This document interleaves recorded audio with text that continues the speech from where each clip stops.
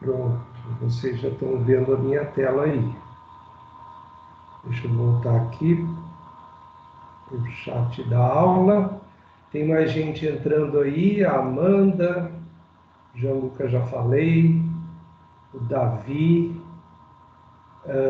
deixa eu ver, a Bruna, o Antônio Francisco, o Alvair, boa noite para vocês, Luiz Fernando Boa também. noite, professor, tudo bem? Eu tô bem, velho, e você, tá bem? Tô bem também. Na, na última aula eu não consegui fazer exercício que eu tava sem computador, mas nessa eu já tô com computador, viu? Ah, que bom, que bom. Eu brinquei na última aula, brinquei sério, dizendo que quem estava com o celular assistindo a aula de econometria não ia aprender econometria, né? É, eu acabei fazendo depois, eu revi a Ah, que aula e eu bom. fiz. Ah, bacana. Legal, então, Luiz Fernando. O Davi já entrou dando um boa noite e um kkk aí, né, o Davi? É muito engraçado você, né? É que eu escrevi bom dia, professor, estou acostumado, né? Ah, tá certo, é verdade. Você escreveu bom dia e depois você corrigiu noite. Exato. Perfeito, o Davi. Acontece nas melhores famílias. Eu estava falando que hoje, olá, boa noite, Luan, boa noite, Ali também. Eu estava falando que hoje é a quinta semana de aula e que a gente vai ficar atento, porque a previsão para a gente é fazer a nossa P1 na oitava semana, né? Então estamos próximos, ou seja, a P1 é daqui a 3 semanas. Se eu pegar o calendário aqui, não sei se eu consigo mostrar aqui para você. Hoje é a quinta semana, ó, sexta, aí tem um feriado aqui. 21 de abril é feriado. Esse feriado não foi antecipado, hein? Porque é feriado nacional. O Bruno Covas não pode antecipar feriado nacional, né? Então temos a quinta semana aqui, a sexta aqui, a sétima aqui, a oitava, dia 5 de maio. Maio? 5 de maio. É a previsão da nossa P1, beleza? Então, vamos, só para a gente ter no horizonte, ter aí no nosso, na nossa meta, para a gente saber dosar os esforços de estudo e tudo mais. É sempre importante você ter essa noção, tá bem? Então, vamos começar a aula de hoje. Tem boa noite aqui do Felipe Arral, do Guilherme Vieira também. Boa noite para vocês, o Luan eu já falei, o Ali também. Então, aulas 9 e 10. O assunto é premissas subjacentes ao MQO. Eu gosto dessa palavra subjacente. Subjacente quer dizer que subjaz, né? Subjaz quer dizer que vem junto, né? Vem under, vem sob a cobertura do MQO. MQO, você sabe, é mínimos quadrados ordinários. Então, essas premissas acompanham a ideia do MQO, as exigências do MQO. Acompanhe comigo aqui, ó. Eu acho que numa outra aula a gente falou do Gauss-Markov, né? Então, isso daí acompanha o Gauss-Markov. Se não me engano, são 10 premissas aqui, ó, 10 premissas, as quais examinaremos no contexto da regressão linear simples. Porque o MQO não se limita à regressão linear simples, mas por enquanto a gente vai examinar isso no contexto da regressão linear simples. Primeiro, o modelo de regressão é linear nos parâmetros, e a sua expressão algébrica é essa que a gente já conhece, y igual a beta 0 mais beta 1 vezes x, mais o termo de eco aqui representado por 1. Y, nesse contexto, é a variável dependente, e x é a variável independente ou explicativa. Vale observar que nesse modelo, x e y podem não ser lineares, né? Pode ser, por exemplo, logaritmo, mas não importa, o modelo está linearizado como se fosse uma equação do primeiro grau, uma função do primeiro grau, né? Então, essa é a primeira premissa. A segunda premissa diz: os valores de x são fixos em amostras repetidas, ou seja, x não é estocástico. Veja aqui um exemplo que tem no Gujarati, no livro do Gujarati, despesas de consumo e renda familiar em dólares. Então, aqui eu tenho uma amostra que foi chamada de amostra 1, né? E nessa amostra, a renda, que é o X, ó, varia de 20 em 20, tá vendo? Ó? 80, 100, 120, 140, 160, etc. E para cada valor de renda foi obtida a despesa de consumo Y, tá bem? Na segunda amostra, foi feita outra amostra aleatória, mas os valores de renda são os mesmos. E para cada valor desse de renda foi obtido uma nova seleção, ou melhor, de variáveis aleatórias referentes a despesas de consumo.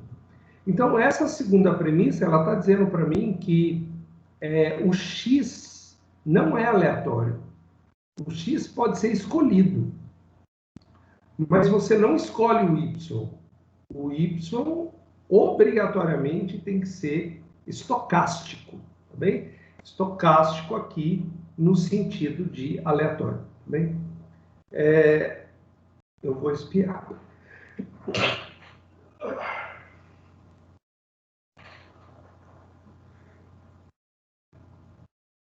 Ufa, perdão.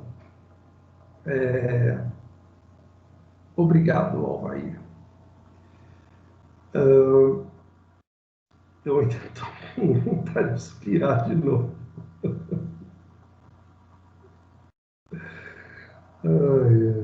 Tem um pouquinho só. Deixa eu ver. O problema não é na garganta, é no nariz, né? Eu arrumei um própolis aqui para lubrificar minha garganta enquanto eu dou aula, que eu falo muito e a garganta fica seca e dói, né? Então, vamos lá. Eu estava falando aqui que x não é aleatório, x pode ser escolhido, mas o y não, né? Por que x pode ser escolhido? Porque existe uma premissa, talvez a gente vá ler aqui junto, que x precisa variar. Você não pode ter um monte de resultados para y relativos ao mesmo x. Não pode. X tem que variar. Então, se você quer estudar, como aqui no caso, como se comportam as despesas do consumo com base na renda, eu preciso ter diversas rendas para estudar o que acontece com a despesa do consumo nessas diversas faixas de renda.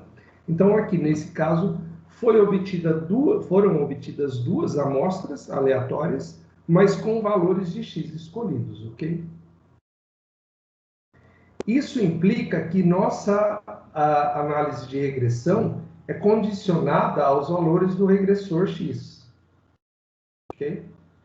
Portanto, o que eu vou obter aqui de relação entre y e x, ou seja, entre consumo e renda, é válido para essa faixa de renda que foi estudada, não necessariamente para outras faixas de renda. Bem? Premissa 3. O valor médio do termo de erro é zero. Isso implica que valores não incluídos explicitamente no modelo e, portanto, agrupados no termo de erro, não afetam sistematicamente o valor médio de y. Não afetam o valor médio de y. Pode-se dizer que os valores positivos de 1 cancelam os negativos, de modo que seu efeito médio sobre o y é igual a zero. A gente já tinha verificado essa premissa em aulas passadas, né? Inclusive empiricamente. A gente fez o cálculo dos termos de erro e a gente mostrou que a soma dos termos de erro é nula, sempre. Né? Premissa 4, ela tem um nome feio, um nome estranho, um nome meio complicado, que é homocedasticidade. Parece nome de doença, não parece? Eu tô com a homocedasticidade no fígado. Brincadeira. Não é nome de doença, não. Parece, mas não é. A homocedasticidade é a variância igual do termo de erro. Ou seja, dado o valor de x, a variância do termo de erro é a mesma para todas as observações. Indicamos essa premissa por variância do termo UI dado xi é igual a sigma quadrado, que é uma constante. Isso quer dizer que a variação em torno da linha de regressão é a mesma para todos os x, ou seja, não aumenta nem diminui quando x varia. A não observância dessa premissa é chamada de heterocedasticidade, que é um problema das regressões e que será estudado em detalhes mais adiante. A heterocedasticidade é um problema da regressão, como está dito aí, e ela vai ser estudado por vocês em Econometria 2, tá bem? Alguns dos itens que a gente vai mencionar aqui nessa lista de premissas subjacentes ao MQO, alguns deles são estudados só em Econometria 2, entre eles essa heterocedasticidade. É importante você ter em mente um fato que é o seguinte. Ele diz aqui no texto que a variância do termo de erro é a mesma para todos os valores de x. Você tem que entender que, na verdade, não é a mesma. Porque é a mesma estatisticamente falando. E o que quer dizer isso? Quer dizer que existe em torno dessa variância, existe um intervalo de confiança. E essa variância vai sempre se situar dentro desse intervalo de confiança, entendeu? Nunca a gente vai dizer aqui que é um valor X, um valor específico com uma previsão pontual. Não, sempre em estatística existe um intervalo de confiança que deve ser considerado. Então, não é que o texto está errado, o texto não está errado, ele está no contexto da estatística. Então, quando ele diz a variância é a mesma estatisticamente falando. Deu para entender ou ficou confuso?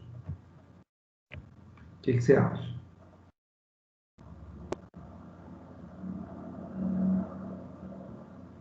Pergunta. Olha, sinceramente, eu acho que deu para entender que não é a mesma, deu para entender que estatisticamente é a mesma, mas eu não consigo entender como que estatisticamente é a mesma. Tipo, estatisticamente quer dizer que é no mesmo intervalo de confiança, é isso? Boa, é isso aí. Está sempre dentro do intervalo de confiança. Ela varia, mas varia dentro de certos limites. Ela não é sempre constante, igualzinha, não. Mas ela está sempre dentro de um intervalo restrito de confiança em torno dela, tá bem? Tá bom. É uma linguagem estatística, né? Muitas vezes as pessoas usam a linguagem estatística na linguagem comum, mas não faz ideia do que ela representa, entendeu? Você sabe que eu fico bolado com isso. Agora, quando eu estou em São Paulo e vou sair para trabalhar de manhã, eu pego o carro e ligo o carro na CBN e vou ouvindo notícias no caminho, né? Às vezes eu trabalho perto de casa, não porque é perto de casa, mas às vezes eu trabalho longe, né? Lá em Santo Amaro, assim, tem que dirigir 1 hora ou mais. E aí eu vou ouvindo o noticiário e ouço o camarada do rádio falar assim, o índice de congestionamento em São Paulo é de 72 quilômetros, valor que está dentro da média para o dia e para o horário. Aí eu fico me perguntando o que é dentro da média, né? Entendeu? Os caras usam uma linguagem estatística, né? O valor do congestionamento, o índice, está dentro da média. Eu fico imaginando o que é dentro da média, o que esse repórter está falando e está achando que todos os ouvintes estão entendendo o que ele está falando, né? E aí eu deixo para vocês aí já o desafio de explicar para mim o que é dentro da média.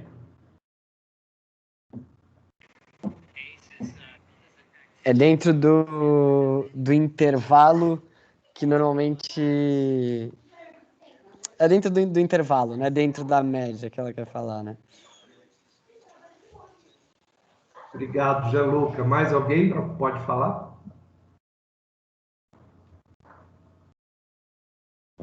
Para mim pareceu bem parecido com isso, que o que ele quer Felipe. dizer é que tem um intervalo que ele considera ser médio, mas que a média mesmo, que é um valor inteiro, ele não se refere exatamente a esse valor inteiro. Bom, eu ia chamar a Glaucia aqui para ouvir a opinião dela. Você está aí, Glaucia? Eu estou aqui, professor. Então, É me fala. meio complicado você falar que está dentro da média, né? Como você sabe quantos carros tem ali, tirou a média de tudo, já sabe a média de tudo, a velocidade que estão esses carros. Ah, eu acho que está dentro da média. Mas como se tirou a conclusão da média? Qual foi sua base? Você pegou uma amostra e dentro dessa amostra você acredita que está a tantos quilômetros por hora. Eu acho meio, como eu posso dizer, meio ousado, meio arriscado falar uma coisa dessa. Eu acho audacioso. Legal, Glaucia. Obrigado. Olha, na verdade, o que eu vejo aí nesse caso que eu estou contando para vocês, não é o problema da média em si, sabe, Glaucia? Porque a CET, né, que faz o monitoramento do congestionamento, do índice de congestionamento em São Paulo, ela monitora a cada meia hora, sabe? A cada meia hora ela tem um registro. E esse registro é quantos quilômetros de congestionamento tem, ou seja, o tamanho da fila de carro, né?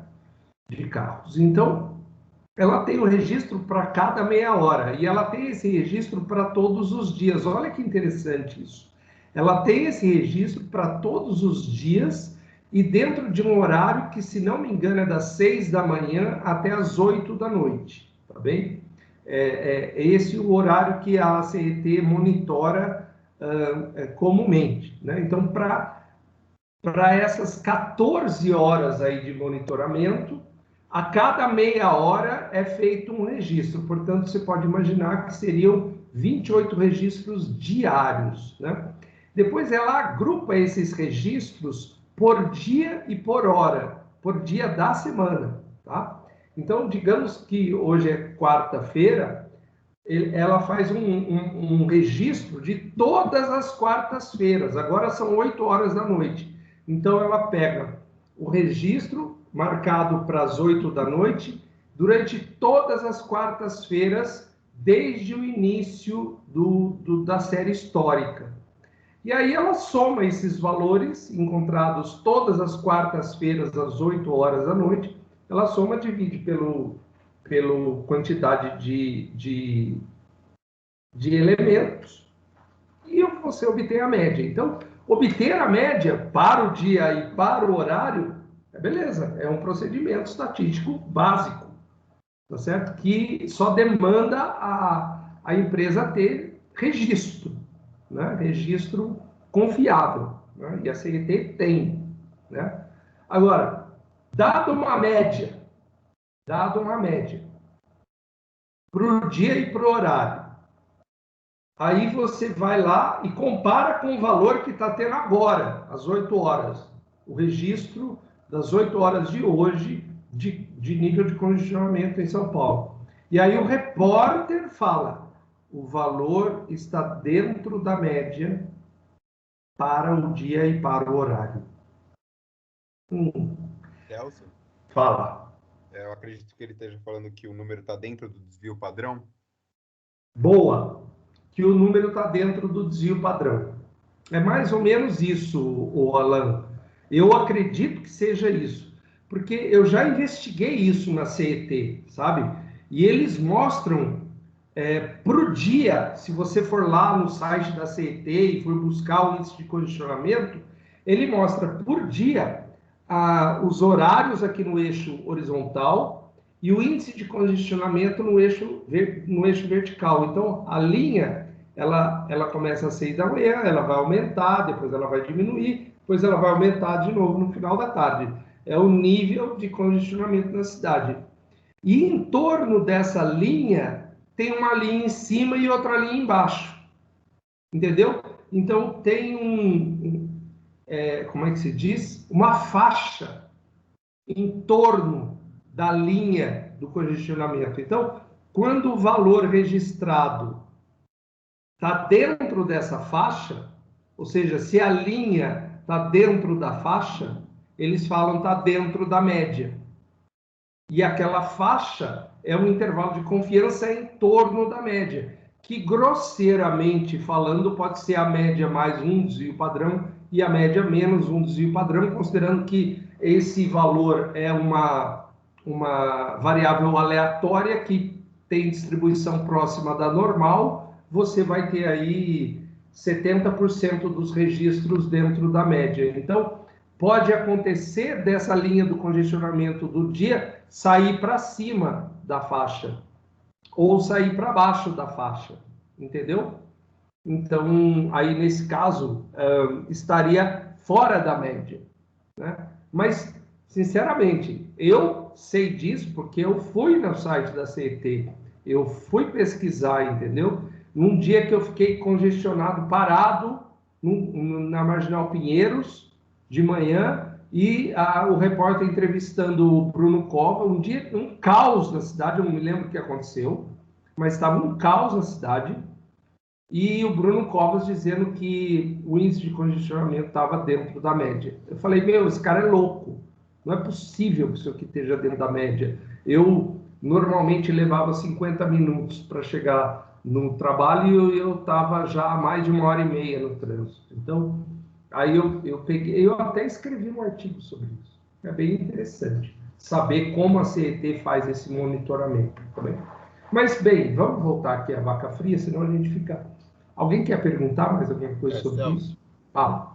Aí os caras precisavam, no mínimo, falar qual que é o grau de confiança, né, da média. Porque se for 99, basicamente todos os valores vão estar dentro.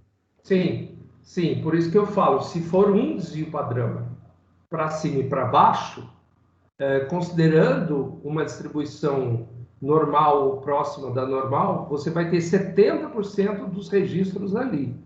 30% dos registros está fora, e é 15% para cima e 15% para baixo, né? Então, o que é o padrão? Por isso que chama de desvio padrão. Então, com 70% você tem o perfil, você tem a faixa. Agora, se eu botar 95%, aí são 2 desvios padrões para cima e 2 para baixo. Vai ser muito difícil sair dessa faixa, seja para cima, seja para baixo. Entendeu? Vai ser muito difícil. Porque aí você tem 95% dos casos. E se eu fizer 3 desvios padrões para cima e 3 para baixo, eu tenho 99,7% dos casos. Aí nunca vai sair da média. Mas lá, pelo que eu me lembre, é um desvio padrão para cima e para baixo. O que é coerente. Mas enfim.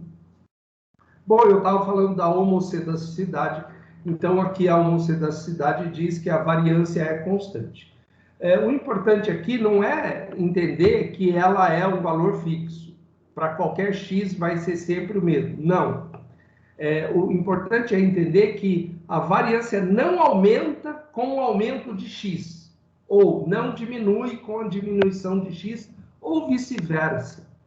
Ou seja, a variância não depende do x. É isso que pega aqui, tá bem?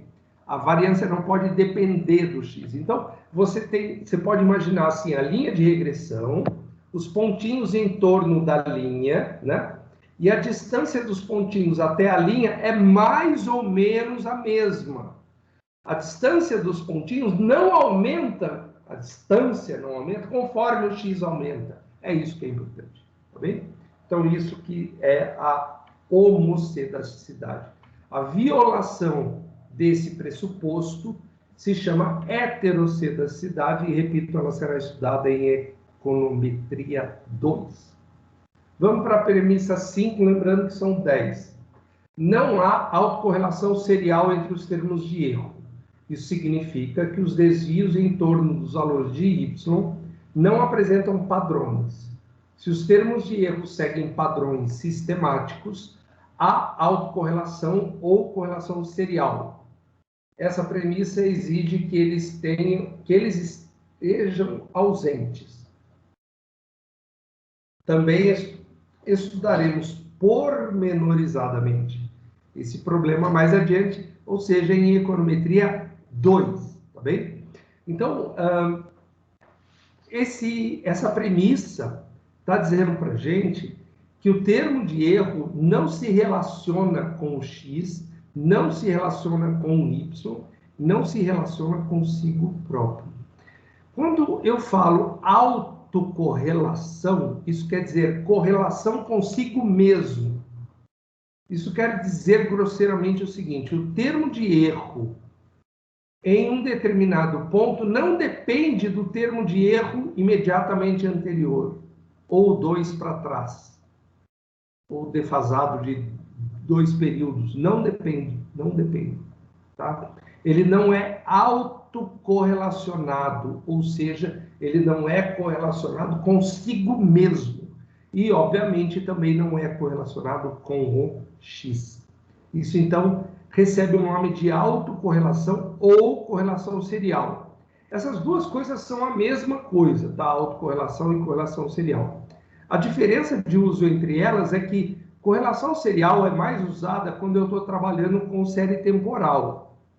E quando eu não estou trabalhando com série temporal, eu devo falar autocorrelação, tá bem? Mas isso é um problema que vai ser estudado lá em Econometria 2. Existe um teste específico estatístico para isso, que vocês vão estudar lá, tá bom? Por enquanto é só para a gente saber que essa premissa exige a não existência da autocorrelação, do problema da autocorrelação. Agora eu estou na premissa 6, a ausência de covariância entre U e X. Na verdade, eu já falei disso na premissa 5, que é dizer que não há correlação entre o termo de erro e os valores de X, né? Veja lá. O termo de erro não está correlacionado com a variável explicativa, pois se isso ocorrer, não seria possível avaliar os efeitos individuais de X sobre Y. Essa premissa é atendida automaticamente se X não for aleatório e se a premissa 3 se aplicar. Aleatório. Eu não devo usar aleatório, eu devo usar estocástico. A palavra é mais comum. E a premissa 3 se aplicar, o valor médio do termo de erro é 0. Tá? Então, volto a dizer, isso aqui já foi mencionado aqui quando da premissa 5, porque ambos falam a respeito do termo de erro. Ele não pode ser autocorrelacionado e não pode ser correlacionado com o x. Premissa 7. O número de observações n deve ser maior que o número de parâmetros a serem estimados. Na verdade, devemos observar que quanto maior for o número de observações, mais confiável será o modelo. Como a gente está tratando, por enquanto, de regressão linear simples, na regressão linear simples, cujo modelo está aqui em cima, ó, você só tem 2 parâmetros para avaliar, o beta 0 e o beta 1. O que a premissa está dizendo lá é que o número de observações da amostra, para calcular 2 parâmetros, o número de observações tem que ser no mínimo 3. No mínimo 3. Mas é falado lá, quanto maior a amostra, maior a confiabilidade do modelo. Tá bem? Onde é que eu estava? Está aqui, ó. O número de observações deve ser maior que o número de parâmetros a serem estimados. Espera aí que está dando um barulhinho aqui, turma. Eu acho que eu estou com o meu WhatsApp ligado aqui no computador. Pronto, já desligou.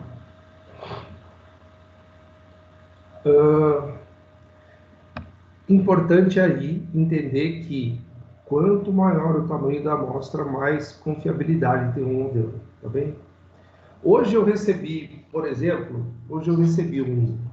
uma proposta de estudo econométrico para eu dar uma consultoria, fazer um orçamento, para previsão de uma certa variável para uma empresa de demanda, uma variável de demanda para uma empresa, para os próximos 5 anos.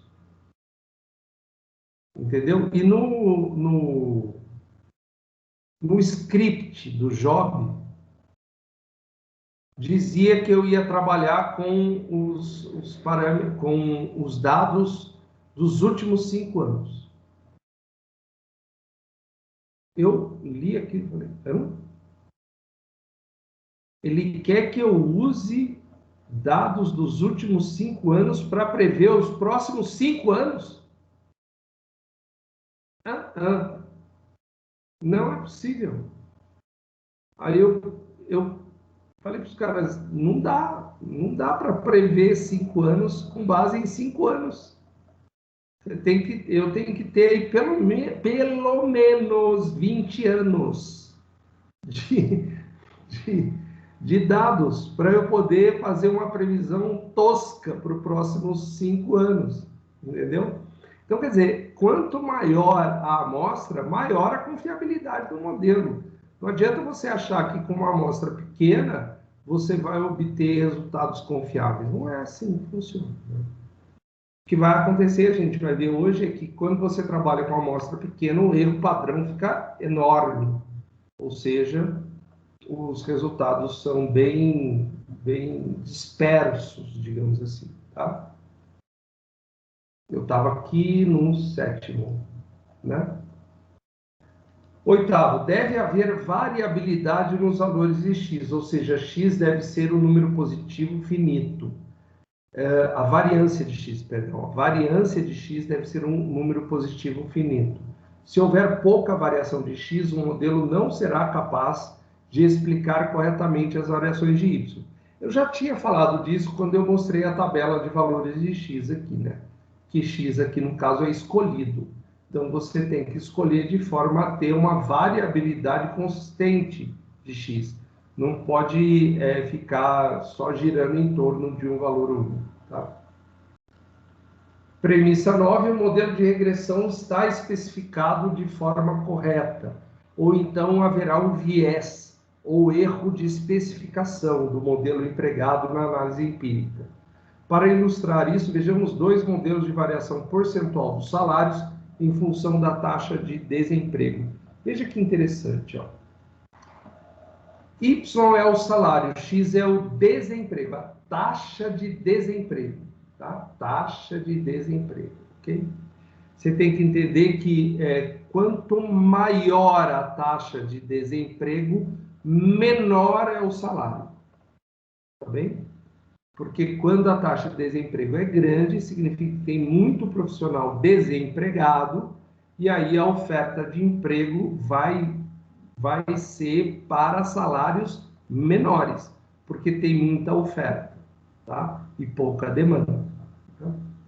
Eu tenho 2 modelos. O primeiro modelo é o modelo linear simples, que você já conhece, no qual o α2 deve ser negativo, porque é uma linha decrescente, né? E o segundo modelo é um modelo recíproco. Isso aqui é chamado de modelo recíproco ou inverso. Tá? O x não está na sua forma habitual, na sua forma original. Ele está na forma 1 sobre x. Tá bem? Vamos ver o que acontece com isso? Olha.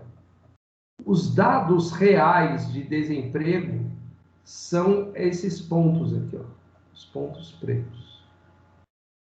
Agora, olha o ajuste do modelo pela linha de regressão y igual a alfa 1 mais alfa 2 vezes x. Agora, olha o modelo recíproco. Ó. Olha o ajuste aqui. Então, isso está na literatura, tá, econômica. Está na literatura. By the book. A relação entre salário e taxa de desemprego é uma relação inversa. É uma relação que deve ser dada em termos do um em relação ao inverso do outro. Isso está na literatura, está previsto. Tá? Mas aí você vai e força uma regressão linear para os dados. O que vai acontecer? Vai acontecer um erro de especificação, ou seja, já existe na literatura confirmado que essa relação é por meio de uma função recíproca. E você usa a função errada. Então, você comete um erro chamado de viés de especificação ou erro de especificação. Então, veja, o modelo de regressão deve estar especificado da forma correta. Ou seja, quando você vai fazer uma regressão, você precisa fazer essa regressão pelo modelo correto que já está previsto na literatura ou em estudos anteriores. Tá bem? Se você não sabe se tem na literatura ou tem em estudos anteriores, você deve testar todos os modelos que estão disponíveis. E você vai ver pelo shape dos pontos no gráfico de dispersão qual é a linha que vai melhor se adaptar, tá bem?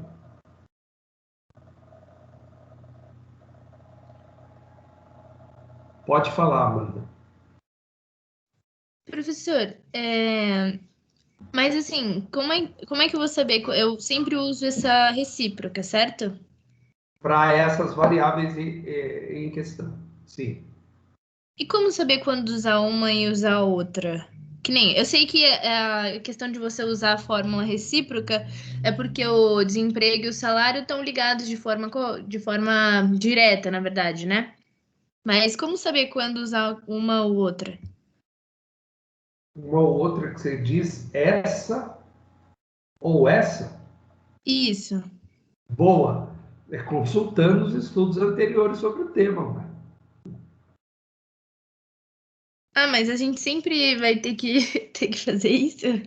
Não, você tem que tomar cuidado, Amanda, e isso é importante a gente comentar aqui.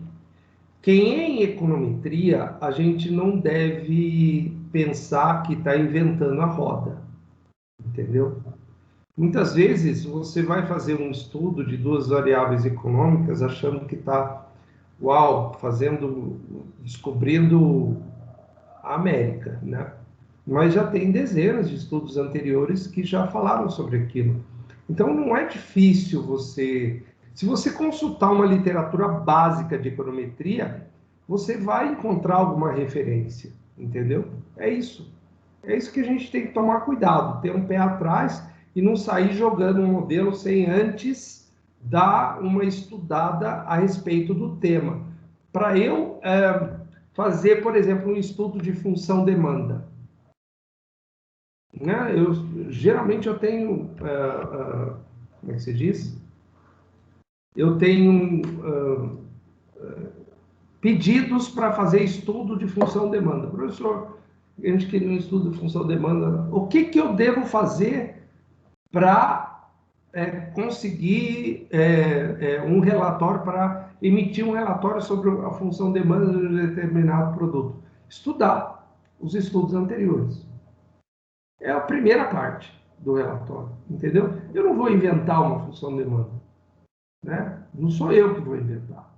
Eu tenho que ver o que já foi feito sobre o assunto. Isso é básico, entendeu, Amanda? É só não sair achando que você é o rei da cocada preta, entendeu? Certo, entendi. Obrigada, Celso. Não, por isso. Eu achei uma graça você levantar a mão. Que educação. querida. Parabéns, você é show. Olha só, curva de Phillips. Aí, ó, curva de Phillips. Né? Tem até nome a curva, porque já foi estudada tanto, foi determinada aí pelo Phillips, né? Então, curva de Phillips. Tem até nome, olha que louco, né? E a gente achando aqui que ia descobrir a América fazendo a regressão. Bora lá, turma. Premissa 10, a última. Não há multicolinearidade perfeita, isto é, não há relações lineares perfeitas entre as variáveis explicativas. É cabível imaginar que as variáveis explicativas tenham alguma correlação entre si. Contudo, existe um limite aceitável para esse grau de correlação. Examinaremos essa premissa com mais detalhes posteriormente. Quando? Posteriormente, quando? Econometria 2? Boa, Gianluca. É isso aí. Econometria 2 faz um estudo das violações das premissas do MQO, entendeu? Então, em Econometria 2, vocês vão estudar a multicolinearidade, a heterocedacidade, a autocorrelação e outras violações, inclusive de normalidade, tá bem? Então, é isso. Mas sobre multicolinearidade, e aqui eu vou destacar que o texto está muito bom. Embora seja bem pequeno, bem enxuto, bem resumido, o texto está muito bom sobre multicolinearidade. O que ele quer dizer ali é o seguinte: isso não vale para uma regressão linear simples. Y igual a beta 0 mais beta 1 vezes x. Não vale para isso. Eu estou considerando uma regressão múltipla. Ou seja, eu tenho que ter pelo menos duas variáveis explicativas para encaixar essa premissa, entendeu? Que é o seguinte, do tipo y igual a beta 0 mais beta 1 vezes x1 mais beta 2 vezes x2. Duas variáveis explicativas. Pode ter mais? Pode. Quanto mais, melhor para entender isso aqui. O que o texto está dizendo é que essas variáveis explicativas não são correlacionadas entre si. Vou repetir, as variáveis explicativas não devem ser correlacionadas entre si. Agora, o legal do texto aqui é ele está dizendo que não deve existir a correlação perfeita entre essas variáveis explicativas. E que é esperado que exista alguma correlação, mas dentro de um limite considerado aceitável. Então, isso cai naquela ideia que eu mencionei para a heterocedacidade e que vale também para a autocorrelação. Entendeu? Grosseiramente, pode falar, Glaucia. Não, eu só queria dar uma palavrinha, falar pro pessoal, salve esse material, viu? Porque eu já vi tudo isso e relaxa que depois piora, tá? De dificuldade. Aproveita e salve esse material, que tá excelente, viu? Obrigado. Você está dizendo que você já faz econometria 2? É isso? Não, eu já fiz estatística 1, 2, 3, 4 e avançada, modelagem, modelo. Sim. Já fiz muita estatística. Boa. Então é isso. Esse material já está na pastinha de materiais de aula lá. Mas aqui eu estou só dando uma palavra. Vocês vão estudar isso em Econometria 2 com mais detalhes. Tá? Mas o que eu estava chamando a atenção aqui, Glaucio, é o seguinte. Quaisquer que sejam as duas variáveis, porventura correlacionadas, tá? Quaisquer que sejam, porventura correlacionadas, a gente já viu aqui que aquele errinho, que é o coeficiente de correlação de Pearson, nunca vai ser 0 e nunca vai ser 1. Ponto. Nunca vai ser 0. Se nunca vai ser 0, significa que sempre existe algum grau de correlação entre duas variáveis, quaisquer que sejam elas. Sempre. Tá bem? Agora, se eu aplicar essa ideia aqui para a multicolinearidade, bacana, porque se eu tenho x1, x2, x3, x4, eu tenho que entender que sempre vai haver um grau de correlação entre elas, entre o x1 e o x3, ou entre o x1 e o x4, ou entre o x2 e o x3, whatever. Sempre vai haver. Mas existe um nível aceitável de correlação e níveis que extrapolam o aceitável. Quando extrapola esse aceitável, aí você diz, essa regressão aqui, ou esse trabalho aqui está sofrendo com o problema da multicolinearidade. E aí você precisa saber quais são as consequências, você precisa saber quais são as causas, e você precisa saber como evitar. Entendeu? E é isso que você vai estudar em Econometria 2. Tá? Então, voltando para o caso da heterocedacidade, ele está dizendo que a variância não depende de x. A variância do termo de erro não depende de x. Ora, eu acabei de falar que duas variáveis, quaisquer que sejam, sempre vão ter algum grau de correlação. Então, eu não posso dizer simplesmente não depende. Eu tenho que dizer até que ponto essa dependência é aceitável. E a partir de quando ou de quanto que essa dependência passa a ser um problema. Entendeu? Então, não é a estatística, a Glaucia que já fez estatística 1, 2... A estatística não é uma questão de sim ou não. A estatística é sempre uma questão de qual é o nível que você aceita de distância em relação ao valor esperado. Qual é? Entendeu? Qual é o seu intervalo de confiança, digamos assim, né? Então, a estatística não é só uma questão de sim ou não. E isso vale também para a autocorrelação, né? Que os termos de erro não são autocorrelacionados. Como toda variável tem correlação com outra variável, então eu posso dizer que vai existir alguma correlação do termo de erro consigo mesmo. Vai existir, sempre, entendeu? Mas o que eu quero saber é se essa correlação é dentro de níveis, está abaixo de níveis aceitáveis ou é muito alta. Tá certo? E aí, quando você for estudar lá a autocorrelação, você vai ter o parâmetro que vai dizer para você, ó, até aqui eu vou aceitar, daqui para frente eu não vou aceitar. Entendeu? Que é o padrão. Entendeu? É o padrão. O padrão é o seguinte, ó, eu aceito até aqui. Se passar daqui, eu não aceito. Isso é o padrão. Eu já aceitei coisa que passou do padrão. Dependendo do estudo que você vai fazer, se diz assim, ó, passou do padrão, mas eu não vou aceitar. E assume o risco. Ponto. Isso depende do usuário, né? Eu já tive orientando de mestrado que fez estudo de painel para a América Latina. Eu não me lembro exatamente quais eram as variáveis, mas tinha coisas relacionadas ao PIB e outras variáveis que foram estudadas para a América Latina, países da América Latina durante um longo período de tempo, e a hora que você punha Cuba ali, o modelo dava zoado. Você zoava todo o modelo, você falava, meu, Cuba não dá certo. Cuba e Venezuela, você punha no modelo, nossa, o modelo virava lixo. Aí você fala assim, mas meu Deus, o que está acontecendo com Cuba e Venezuela?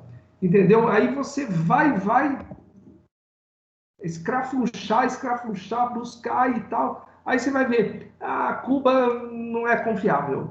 O instituto lá que dá os números de Cuba e da Venezuela, ambos eles vivem falhando e não apresentam confiabilidade adequada. Aí você tem que tirar. Daí, se você quiser considerar Cuba e Venezuela dentro da sua amostra, o risco é seu, entendeu?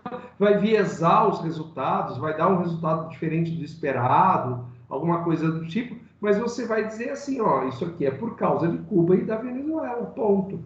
Então, depende do usuário querer aceitar o risco ou não. Boa noite, Felipe Maximiano. Gláucia, querida, fale. Desculpa interromper, professor, que me surgiu uma dúvida. O senhor acha que essa análise pode ser utilizada, por exemplo, numa uma renda variável? Eu quero investir numa renda variável, não sei, porque assim, a renda variável tem aquela oscilação, né? Tem como ter uma ideia do que pode acontecer? Será que é uma boa ideia investir numa renda variável agora, baseado numa análise?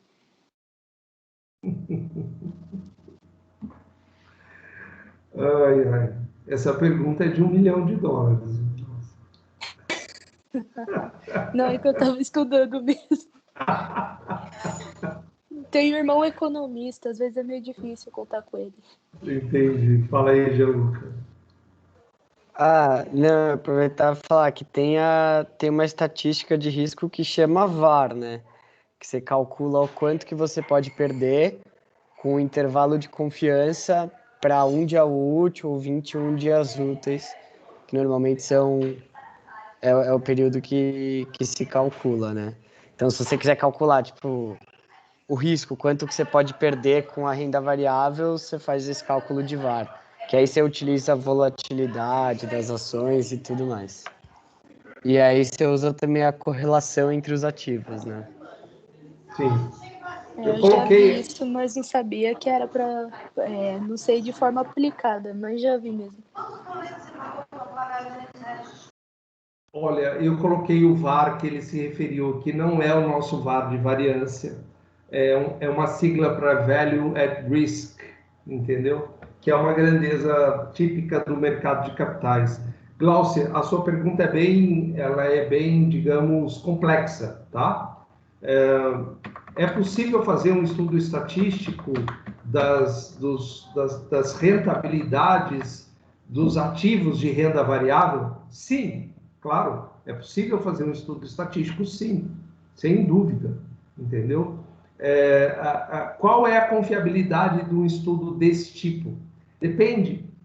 Depende da sua janela de período que você está estudando, depende das condições macroeconômicas em vigor que você tem que levar em consideração, depende do tamanho da amostra, depende da disponibilidade de dados, depende de um monte de coisa, entendeu? E depende do tratamento que você dá para esses dados também, né? Porque renda variável, você tem que entender, viu, Glaucio, que é um passeio aleatório. Tá? Você vai estudar isso em econometria 3, tá? Porque econometria 3 trabalha com séries temporais. E aí você vai ver um tipo de série temporal que é chamada de passeio aleatório. Aí a renda variável se encaixa nesse padrão. O padrão chamado de passeio aleatório. Num passeio aleatório, a melhor forma de você prever o que vai acontecer no tempo t mais 1 é olhar o valor da variável no tempo t. Não sei se ficou muito ruim isso. Não, eu entendi. Entendeu? Isso é o passeio aleatório, porque assim, a cada... tem um conceito de passeio aleatório que eu acho bastante interessante. Você que estudou tanto estatística, talvez você tenha estudado essa ideia de passeio aleatório. Isso faz sentido para você ou não? Olha, eu lembro, acho que eu fiz estatística 4, se não me engano. Era bem complexo, porque assim, o próprio nome diz, né? A sucessão de passos aleatórios.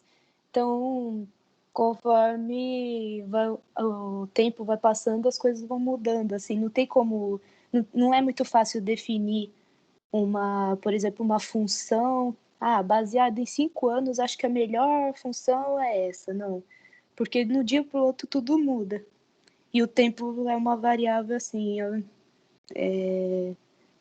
grandemente influenciadora dentro dessa função. Foi bem complexo quando eu vi. Luiz Havas foi conhecer o trabalho de uma instituição. Eita. Eita, poxa, Luca, o que você está ouvindo aí, velho? Volta para a terra. Alô, Houston. Ai, ai. Olha, de fato é complexo, mas a ideia de passeio aleatório tem como é que se diz? Tem uma explicação física. É engraçado isso, né? Eu aprendi porque eu fiz física, né?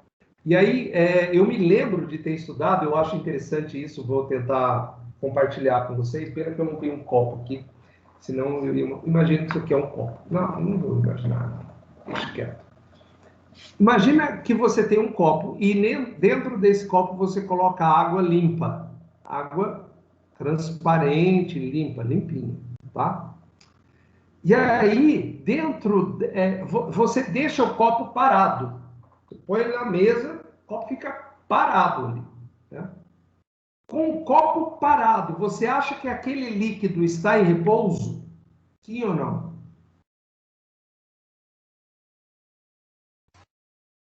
Professor, você pode repetir de novo? Não entendi. Repito. Eu ponho água limpa no copo transparente e deixo em cima da mesa. Esse copo não vai ser tocado, a mesa não vai ser tocada, e digamos que vai ficar lá por 5 horas. Você diria que aquele copo, o líquido dentro do copo está em repouso? Eu acho que não. Por que não?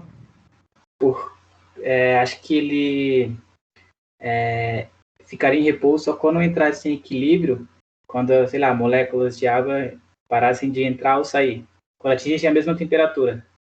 É isso que eu quero dizer. Moléculas de água parar de entrar ou sair, eu fiquei pensando que elas saíram do copo. Assim. Não, é que tipo assim, ela evapora. Isso, se a água não estiver na mesma temperatura ambiente. O ambiente e a água vão trocar energia. Legal, Antônio.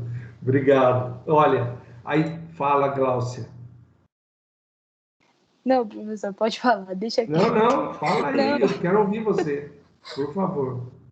Não, eu não sou da física, não. Eu iria dizer que cada molécula fica se mexendo sem parar.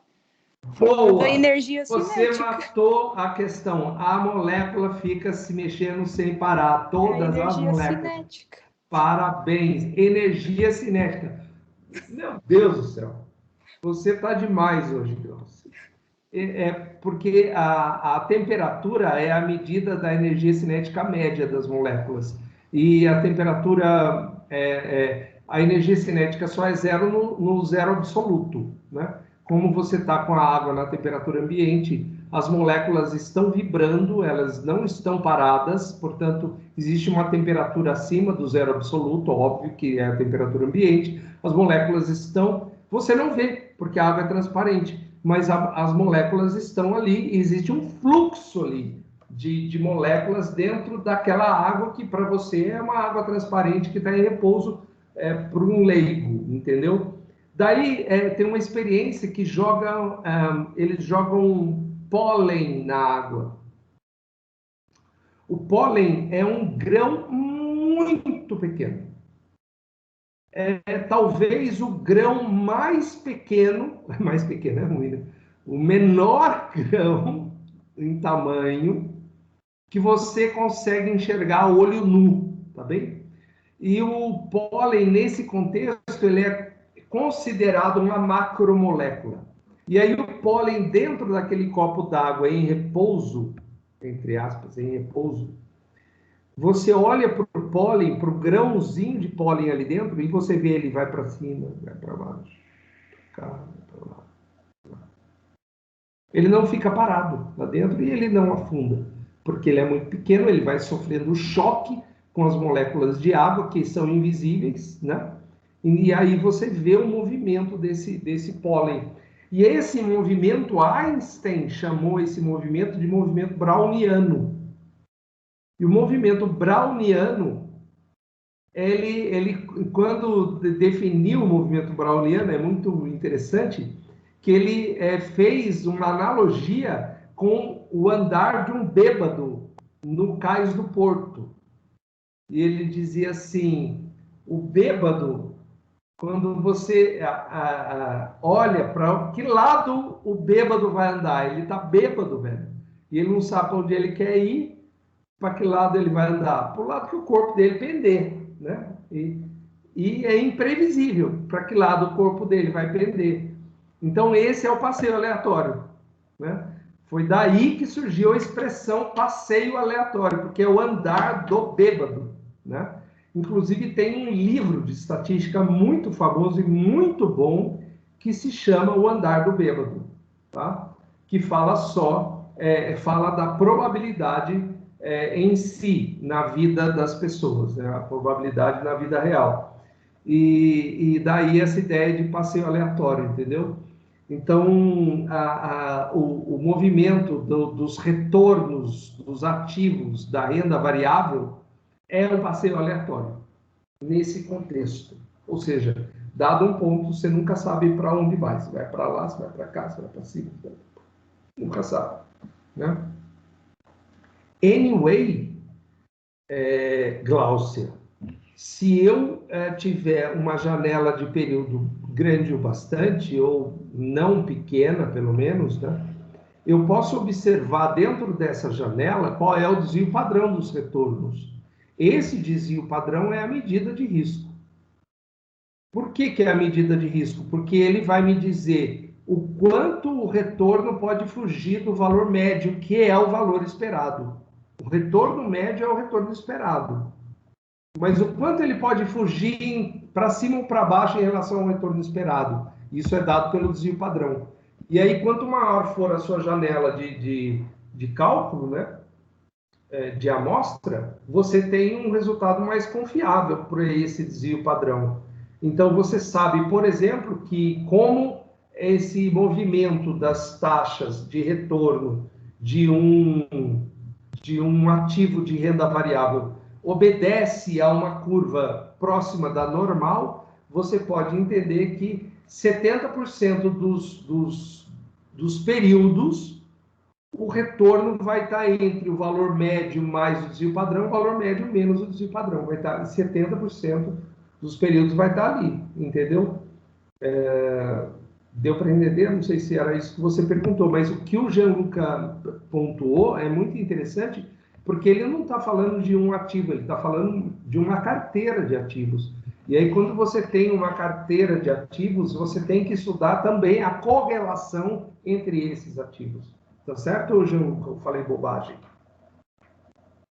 Não, tá certo, isso mesmo, para uma carteira de ativos. Perfeito. Foi mais ou menos isso que você perguntou, Carlos? Sim, professor, mais claro impossível. Perfeito. Obrigada. Obrigado, eu. Olha só. Estimativa, ou melhor, erro padrão das estimativas de mínimos quadrados. As estimativas de mínimos quadrados são uma função de dados amostrais.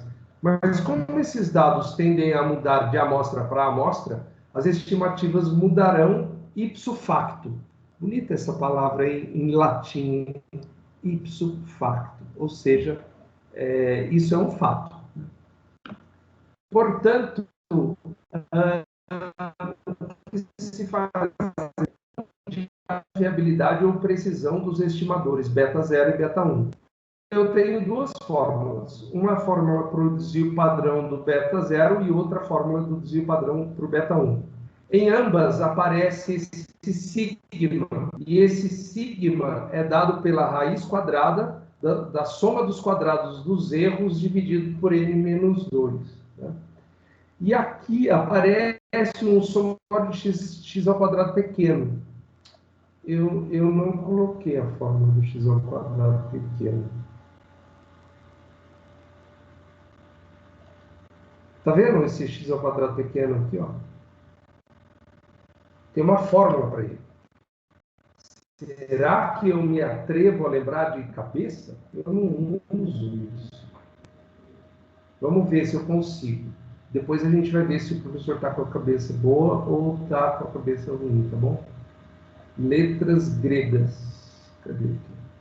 Letras gregas. Somatório. Cadê o somatório? Somatório.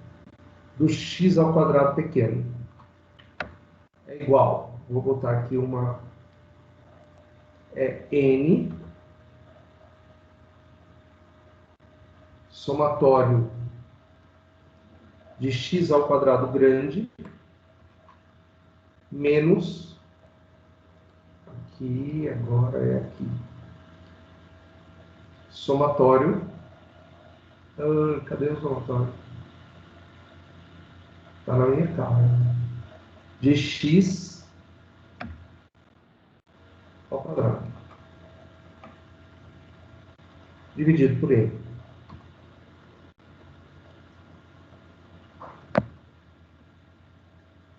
Eu não lembro se isso está dentro de um radical. Eu acho que não está.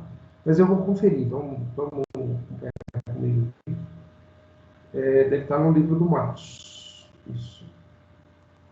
Cadê o livro do Matos? Não está aqui. Livros. Matos. O problema desse livro do Matos é que ele está separado por capítulo.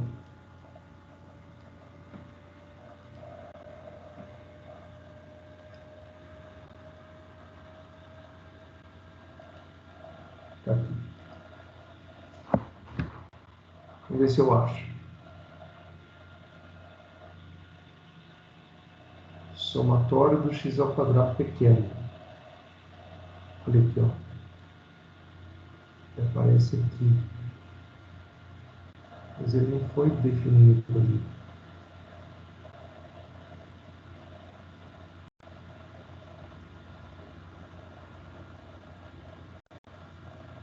Cadê o somatório do x ao quadrado pequeno?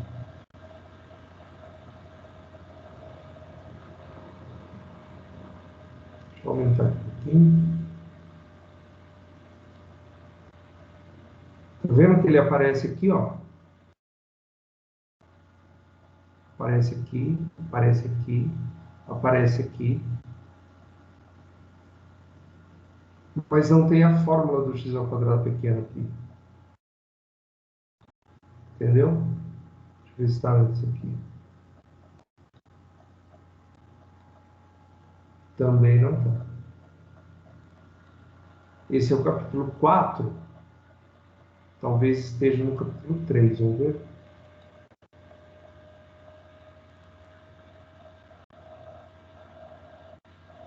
Então, visualizar, a gente deu teorema.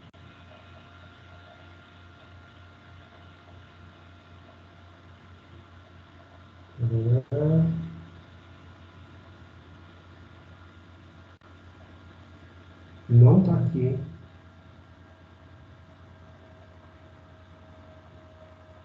Não está aqui.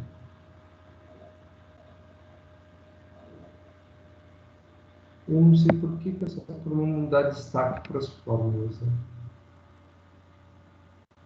Tá vendo? Vamos avançar aqui para ver se eu consigo encontrar ela mais para frente.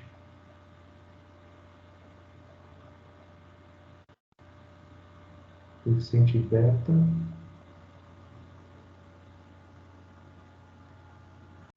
Não, aqui já é exercício. Vamos ver o capítulo 5. Eu vou achar, fica tranquilo. Obrigado. Visualizar. Aqui é erro padrão. Olha o erro padrão que a gente está estudando. Mas não tem a fórmula do x ao quadrado pequeno ainda.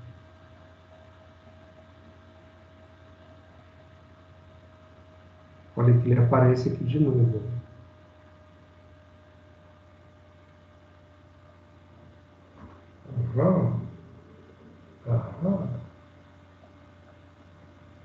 Somatório de x ao quadrado pequeno. De novo aparece aqui. Está lá, somatório de x ao quadrado pequeno. Engraçado, ele não dá a fórmula do x ao quadrado pequeno. Muito louco. B, ó, aparece aqui de novo. Está aqui o x ao quadrado pequeno, que é diferente do x ao quadrado grande. Tá? Ele vai ter que aparecer em algum momento, ó. Aqui o x ao quadrado pequeno. Não é possível que ele não apareça. Ele deve ter passado pela minha vista. Intervalo de confiança. R quadrado pequeno. Somatório de xy pequeno. Aqui, ó, somatório de x ao quadrado pequeno. Ele dá uma fórmula diferente dessa que eu estou usando, tá vendo? Aqui. Somatório de x menos x barra ao quadrado. Que é igual, tá aqui, ó. Somatório de x ao quadrado grande menos o somatório de x elevado ao quadrado sobre n. Tá enxergando aí?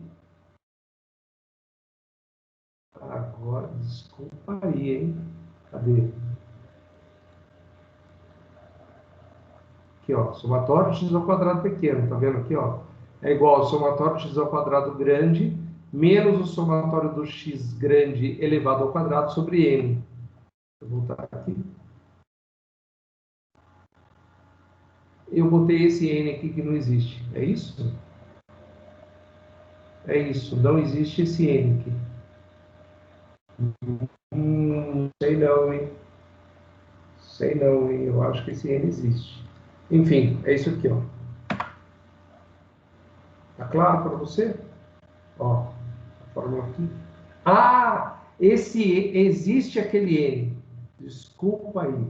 Existe esse n. É que se eu separar isso em duas frações, esse n vai cancelar com esse na primeira e ele fica só sobre esse aqui, ó. É o que está acontecendo aqui. Tá vendo? O sobre n é só o segundo termo, não o primeiro. Tá claro ou não? Então, a fórmula é exatamente essa. Esse é o x ao quadrado pequeno que aparece ali. Tá bem? Bom, isso é para calcular o erro padrão, tanto do beta 0 quanto do beta 1.